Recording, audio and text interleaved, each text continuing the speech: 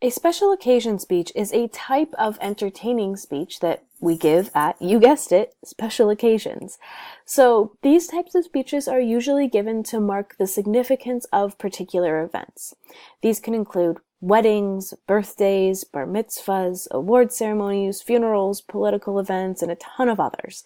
But generally speaking, we are giving these speeches to celebrate somebody. So, for example, at a wedding, we would give a toast to celebrate the bride and groom. At a birthday, we might give a toast or a short little speech to celebrate the life that the person has lived thus far. A bar mitzvah is a coming of age ceremony for many Jewish children, and toasts are given to look forward to their futures.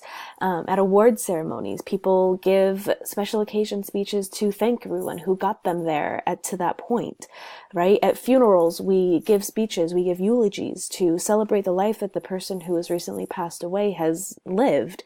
And at political events, we may give a variety of different speeches that either support our platform or maybe thank our donors, right? There's a lot of different goals that we can have when it comes to the special occasion speech. But generally speaking, we're just marking the significance of these various different events that happen in our lives.